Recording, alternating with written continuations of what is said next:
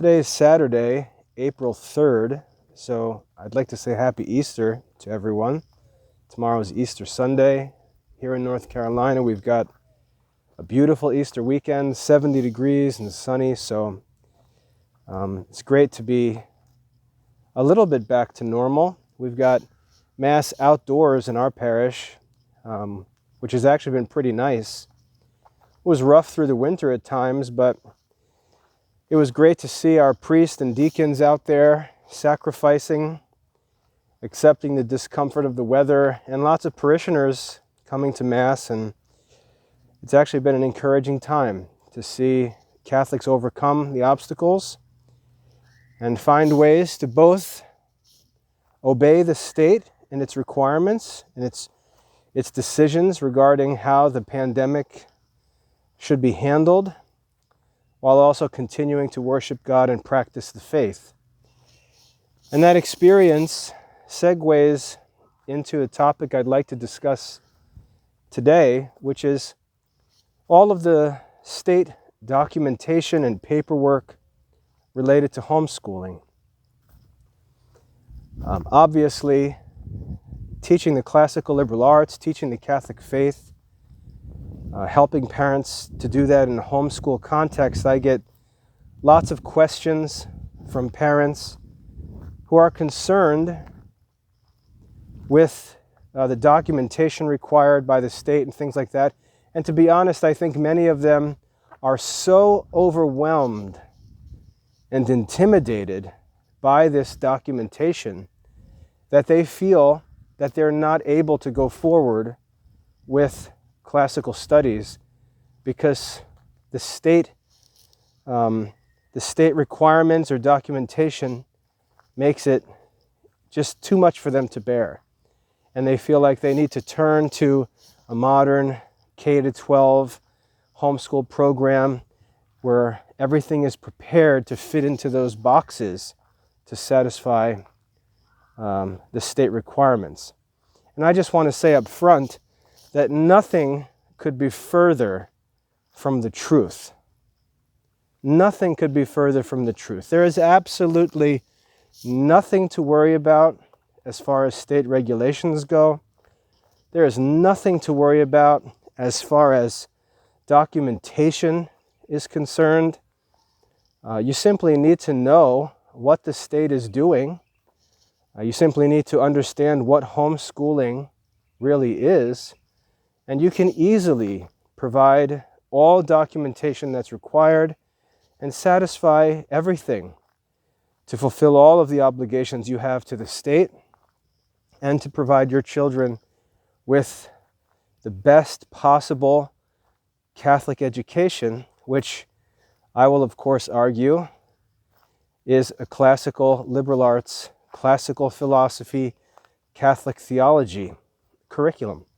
So let's consider a few things that I believe cause these problems among Christians. Why homeschoolers tend to find state regulations, state documentation to be a stumbling block.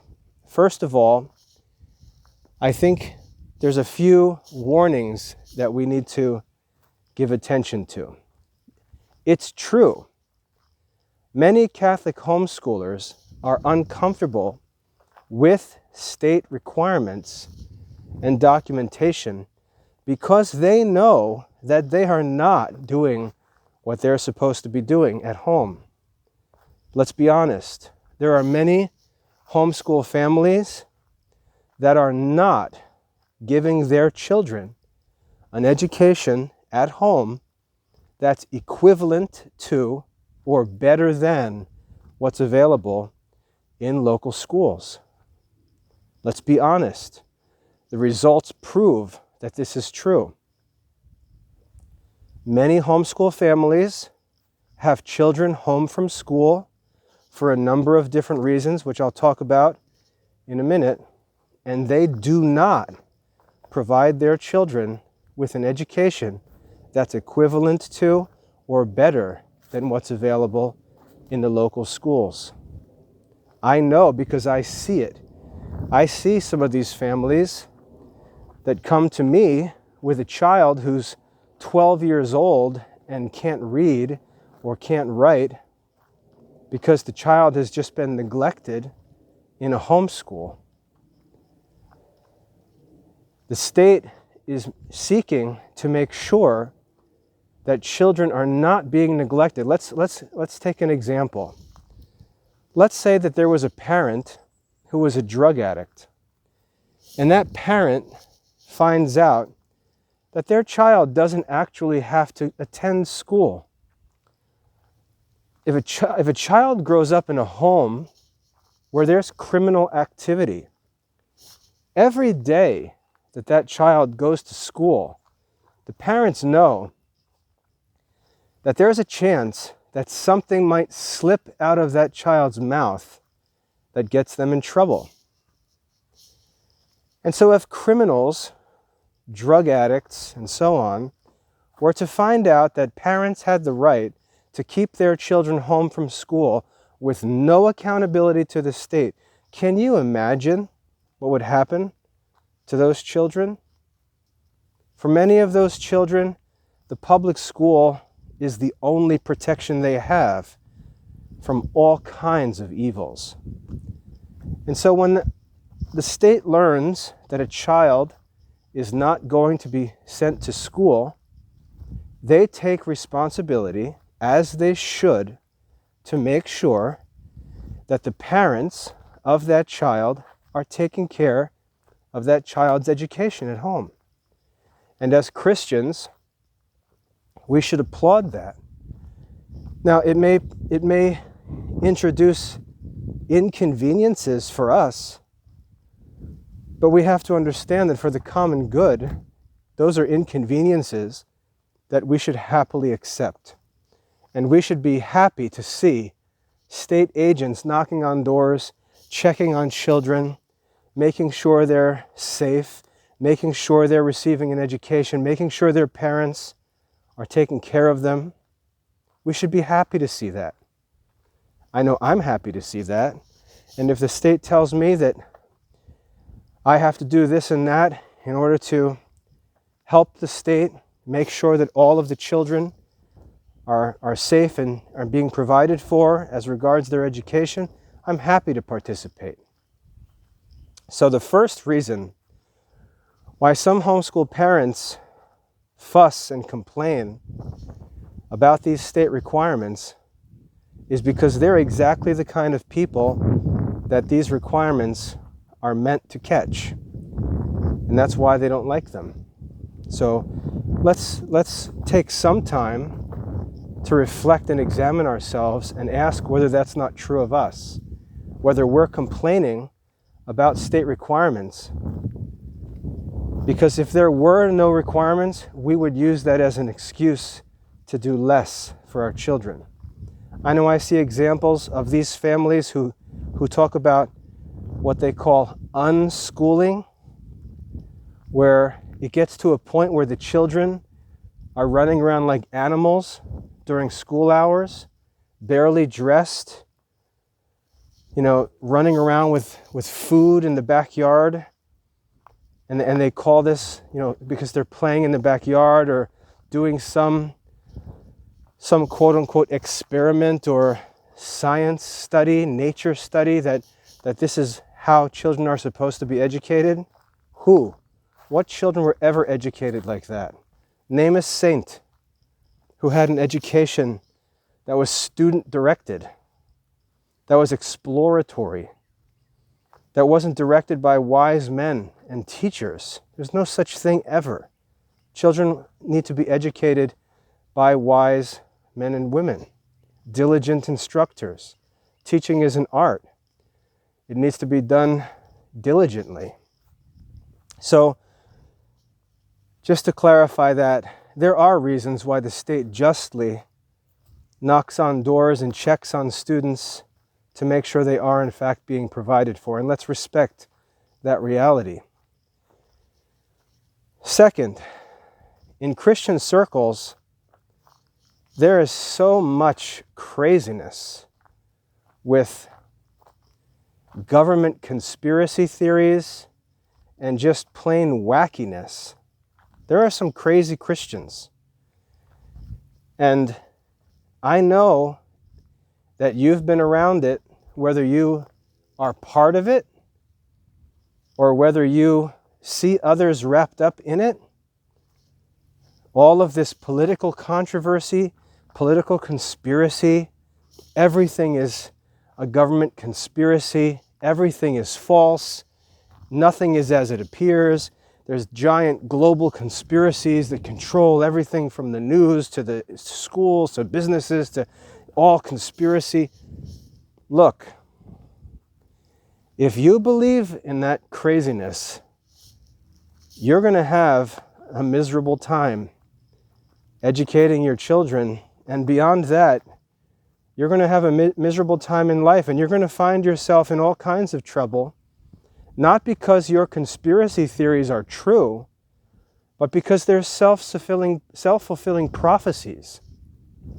When you believe or suspect something of someone with no evidence, you're going to find that what you fear is realized because you actually are the one causing it to be realized. That's what it means to have a self-fulfilling prophecy. You're actually the cause of the outcome that you claim to fear. Suspicion is a sin. We're not to look at others and assume evil things about them based on assumptions for which we have no evidence. That's called suspicion. And it's a sinful, it's a vice. It's not a virtue. And so if you hear a news report that the government is corrupt, or that the government is persecuting Christians, or that the government is out to take children away from their parents, that the government is opposed to homeschooling, you've got no evidence of that. And you're just talking crazy. And what's going to happen is you're going to cause what you fear to become a reality in your life, because you're going to act like a wacko and cause the people responsible to question what you're doing. And rightly so. Rightly so. Now, we saw this past election cycle, how crazy these things can get. You saw the break-in to the Capitol building. You saw the claims that the presidential election and the congressional elections were rigged and false and all this. There's no evidence. You certainly had no evidence. And if you get all wrapped up in that stuff and you have this negative view of government, you have to understand something. Your view of the government is the opposite of that of the Apostle Paul and of Jesus Christ in the Scriptures. Your view of the government is the opposite of what Scripture tells us we're to think about government authority. One of the reasons you may be afraid of the government is because you're actually breaking the law. Because you break the law and you have a guilty conscience.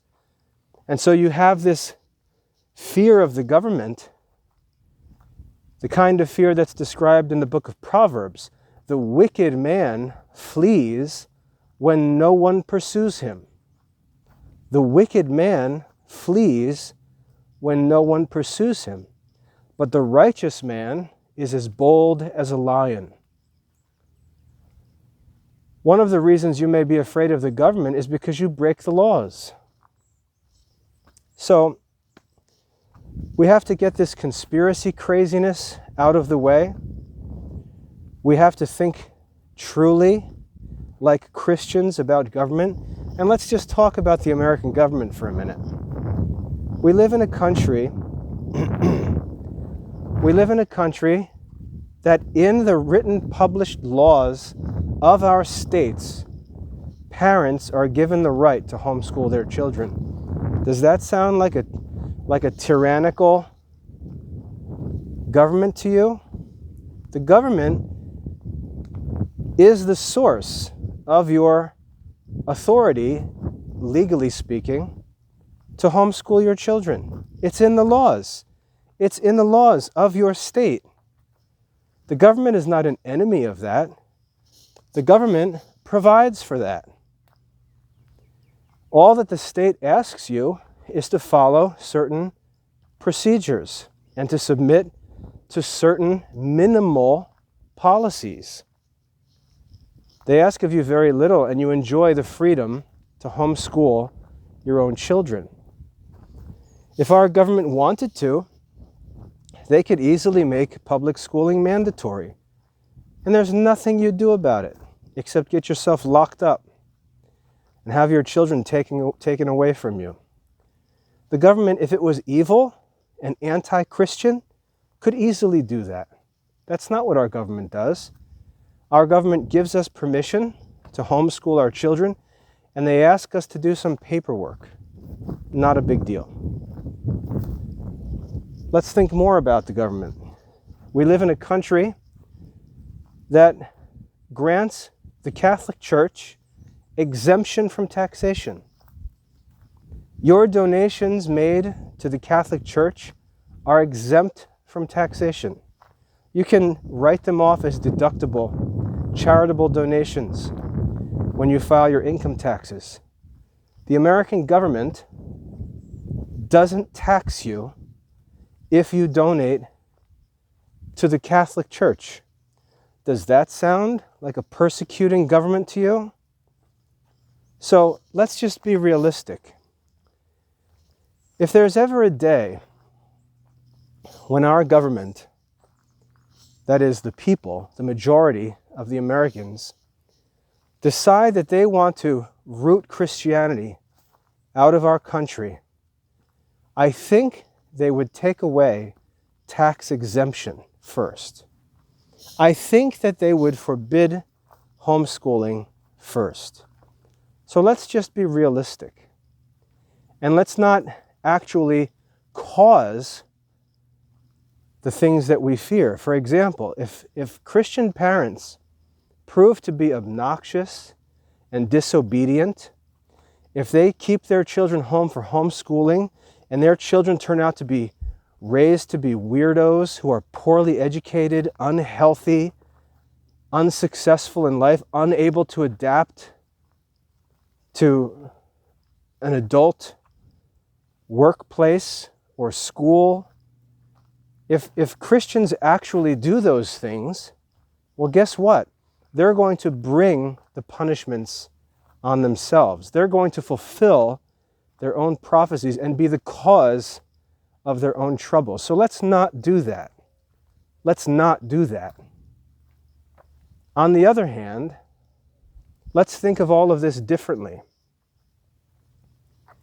Let's think that the government is actually serving the purpose that God intends for them to serve. Let's assume that when the government asks us to provide some documentation, information about what we're doing in our home school, it's because they're fulfilling their responsibility to make sure that our children are safe and that we're actually doing what good parents should be doing.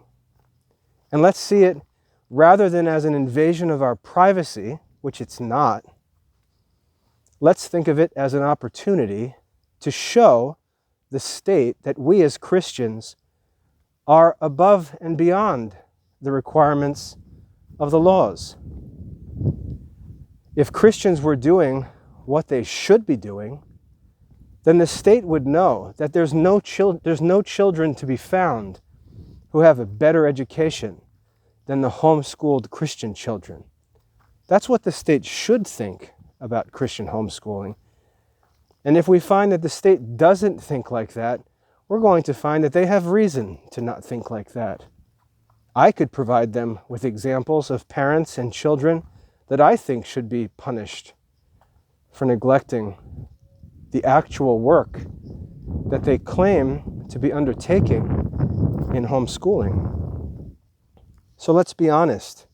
Let's look at this state documentation as an opportunity to glorify God, to bring respect to the Catholic Church, to bring respect to the Catholic faith. Let's use it as an opportunity to show ourselves better than the public schools, better than the minimum requirements. It's an opportunity, if we think about it rightly, it's an opportunity for us to do good and have a positive witness for Christ and for the church through our interaction with the state. Now, as for the requirements that you're actually asked to give information about, there's a few things you need to understand. First of all, what the law of your state likely requires is that a homeschooling parent provide a child with an education at home that's equivalent to or better than what's available in the local public school. In other words, if the local public school could provide your child with a safe place to go to school and could lead him to graduate with a diploma, gain college admission, score 1,000 on his SAT, and so on, if your homeschool can't do that, then you need to explain why you're homeschooling your child.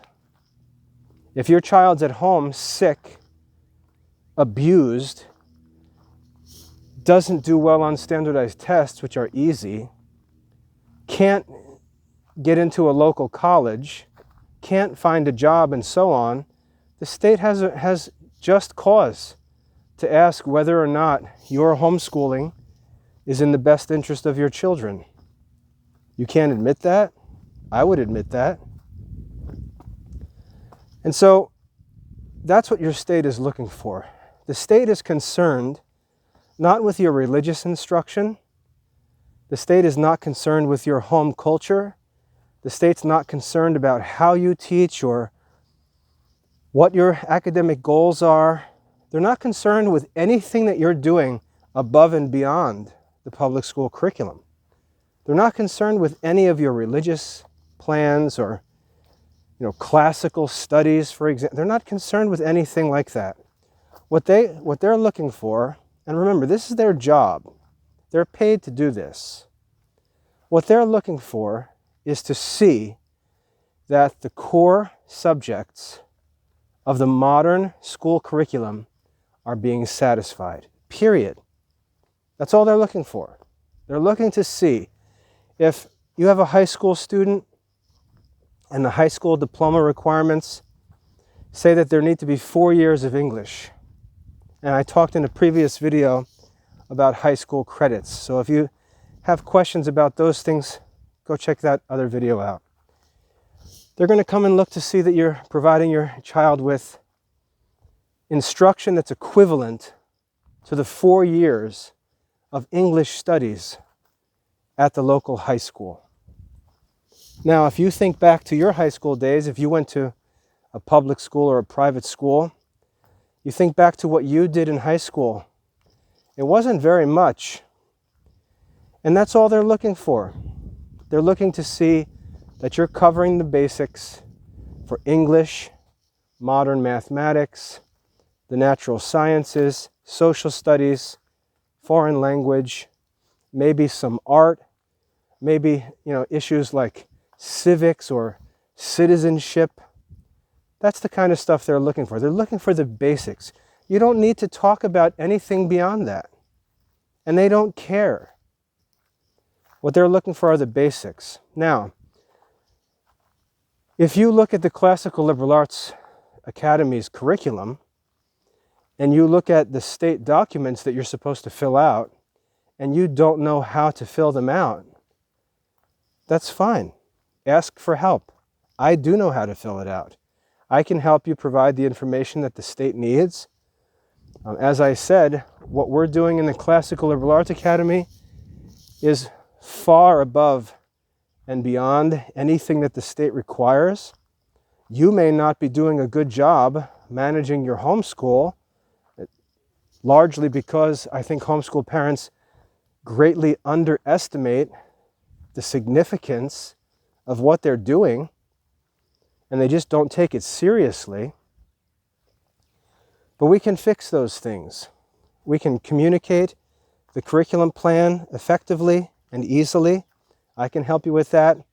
And if you need help getting your homeschool in order, I can help you with that as well. The number one reason why homeschools are a mess is because parents enter into homeschooling not understanding what it is, not knowing what they're doing, and then following a modern K-12 curriculum, which is impossible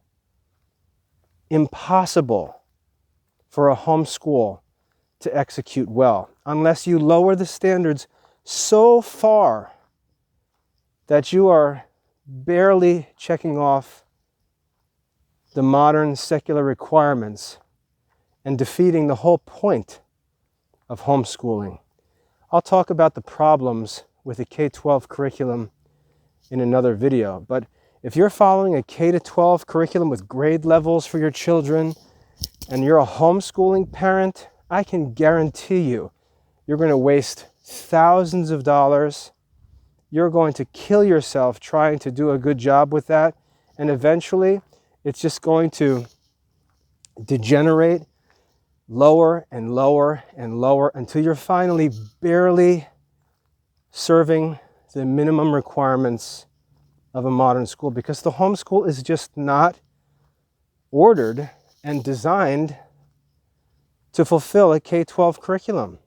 It's meant for a tax-funded school with armies of teachers who focus on individual subjects. It's not the kind of education that parents give their children. So if you're struggling to homeschool, that's a separate issue. Don't blame the state. Don't blame classical studies. Don't settle for less. Seek help. Ask for advice, because these things can be fixed. We can make your life easier if you actually have a plan that makes sense and can work in a homeschool context. So don't let that get in the way. I could ramble about this topic a lot, but I'm going to cut off here. The bottom line is, examine yourself if you're upset about state documentation and requirements, because they may save you from a lot of trouble. That fear may be a sign that something's actually wrong. Let's get that right. Let's approach the government with a different attitude, with a Christian attitude, one that trusts in God, one that's optimistic, one that seeks to be a good witness, to set a good example, to prove ourselves compliant and ready to obey and help the government to do good. Let's make sure that our minds are free of foolish conspiracy theories, many of which prove to be self-fulfilling prophecies and are the cause of our trouble in life.